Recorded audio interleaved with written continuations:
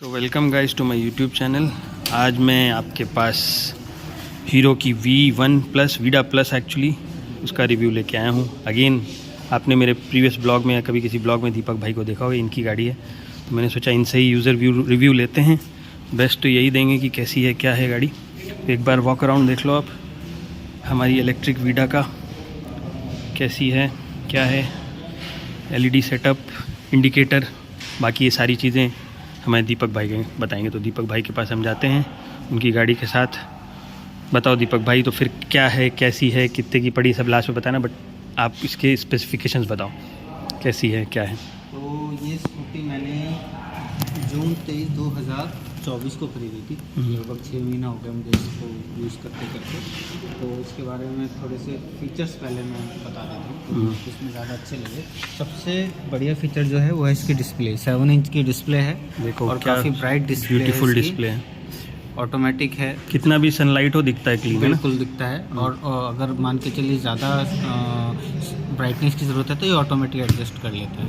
इसके अंदर ऑटोमेटिक सारा ऑप्शन है। टच स्क्रीन है पूरी फुल, अपने हिसाब से आप इसे टच कर सकते हो।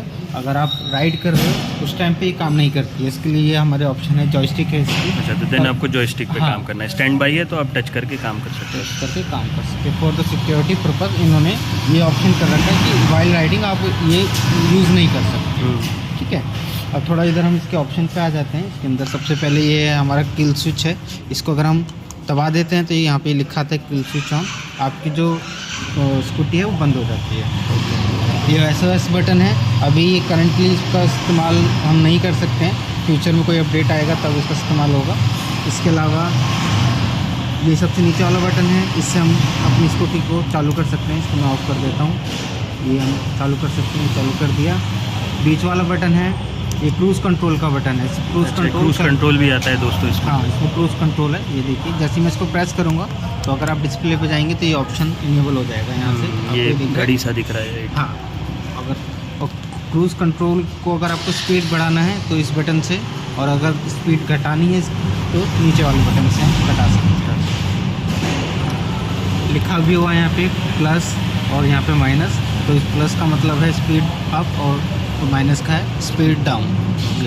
इसके अलावा इसी सेम बटन से अगर आप क्रूज़ कंट्रोल का यूज़ नहीं कर सकते हैं तो अगर आप ब्रेक दबा के इस बटन को अगर प्रेस करेंगे तो ये रिवर्स मोड एक्टिवेट हो, जो सबसे अच्छी चीज़ है कि रिवर्स मोड एक्टिवेट हो। हाँ, ये रिवर्स मोड इसके अंदर, और इसके इंडिकेटर ऑटोमेटिकली चालू हो जाएंगे। हाँ, ये आपके सेफ्टी फीचर चालू हो जाएंगे ताकि आप इसको अगर बैक कर रहे हैं तो लोगों को पता रहे कि आप बैक कर रहे हैं। और इसको आप जैसे नॉर्मली रेस देते हैं उसके अपोजिट अगर आप देंगे तो ये बैक होना स्टार्ट हो जाएगा। उल्टा देंगे, देखिए पहिया भी चालू हो गया इसका। ये मैक्सिमम 3 तक स्पीड पकड़ती है, 3 किलोमीटर प्रति घंटा की स्पीड तक ये रिवर्स हो होती जाती है। हाँ, और आगे भी इतनी होगी जब तक आप इसको ऑफ़ नहीं करोगे। अब मैं इसको ऑफ़ करना चाहता हूँ तो वही ब्रेक दबा के मेरे को ये बटन दोबारा से प्रेस करना पड़ेगा, ये ऑफ़ भी हो जाएगा। ऑफ हो जाएगा। और ये 15 डिग्री सेंटीग्रेड क्या दिखा रहा है? ये इंजन है, ये टेम्परेचर है यहाँ का भी, ये टेम्परेचर बाहर का टेम्परेचर। हाँ, ओके, यहाँ का जो हम 15 डिग्री सेंटीग्रेड में गाइस शूट कर रहे हैं। हाँ, ये यहाँ पे थोड़ा सा पार्किंग में है तो थोड़ा ठीक टेम्परेचर बाहर जाएंगे, बाहर तो अराउंड 7-8 है। हाँ। इसके अलावा अगर इस तरफ आ जाते हैं हम तो ये मैंने बताया पहले, ये जॉयस्टिक है। जॉयस्टिक है हमारा, और ये है हमारा पास का बटन। जैसे हम अगर मान के चलिए अंधेरे में राइड कर रहे हैं तो पास बटन जो नॉर्मली होता है सर। हाँ, अगर ऐसे मैं करूँगा तो ये पास बटन है, अगर इसको अपोजिट करूँगा तो ये हाई बीम चलता ही रहेगा। ओके ओके, तो सेम उसी में इंटीग्रेटेड है। हाँ, और अगर मेरे को पार्किंग लाइट चालू करनी है तो ये रेड वाला बटन है, इससे हमारी पार्किंग लाइट चालू हो जाएगी। वापस इसको दबा के इसको ऑफ कर सकते हैं। ये हमारा इंडिकेटर है, लेफ़्ट राइट, और अगर ये बीच वाला बटन दबाएंगे तो जो इंडिकेटर होगा वो बंद हो जाएगा। ओके, और ये सारे LED हैं। हाँ, ओके, ये हॉर्न है हमारा। इसके अलावा ये नीचे 2 बटन हैं। ऊपर वाला जो बटन है वो हमारा पावर ऑन का है, स्कूटी से चालू होती है। और नीचे वाला हमारा डिक्की का है, इसको अगर हम प्रेस करते हैं तो डिक्की ओपन हो जाती है। ओके, वो भी हम डिक्की भी आपको दिखाएंगे। हाँ, बहुत अच्छी डिक्की है। और ये फास्ट चार्जिंग सपोर्ट है। ये चार्जर वगैरह सब आपको दिखाएंगे गाइस। थोड़ी गाड़ी गंदी है बट उसके लिए मैं माफ़ी चाहूँगा, बट मैंने सोचा रिव्यू तो डालना चाहिए। ओके, तो ये है। तो अभी इसके बाद हम आपको डिक्की दिखाते हैं इसकी। कैसी है, कितनी स्पेस है जो मेजरली सबसे होता है? देखिए एक हेलमेट और एक छोटा हेलमेट मेरे हिसाब से और आ जाएगा।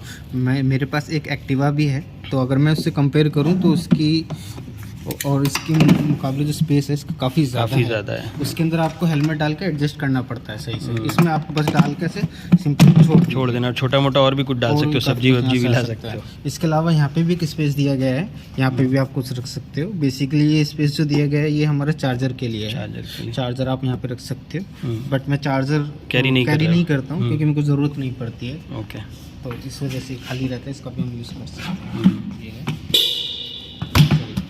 इस सीट कवर मैंने अपने से खुद से लगवाया है।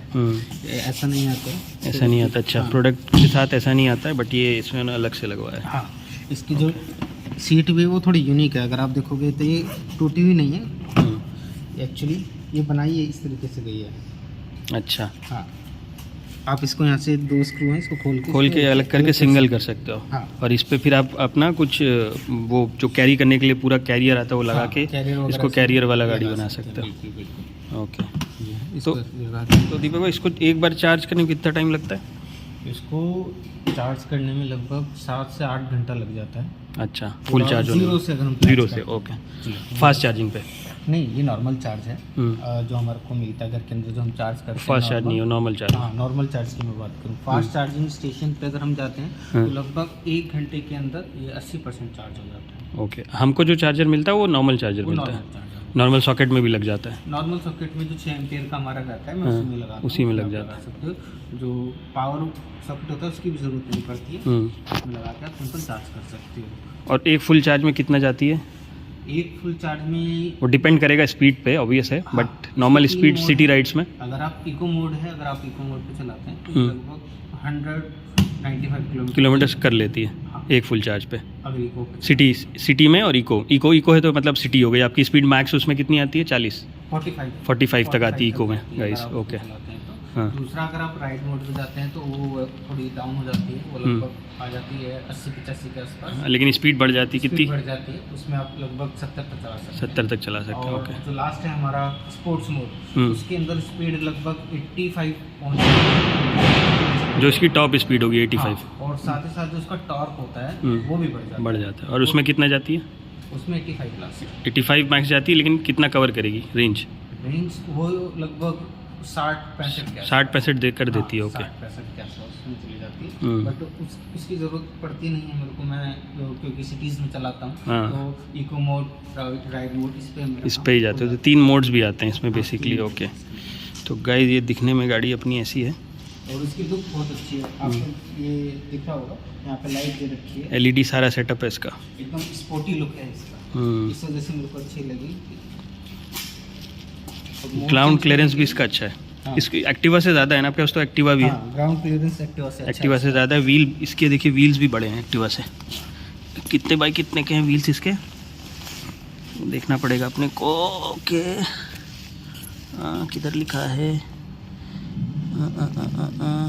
Wheels guys? तो बड़े देखिए, इसमें बाइबर के कैलिपर भी है गाइस। ये देखो, बाइबर के कैलिपर्स, क्या बात है।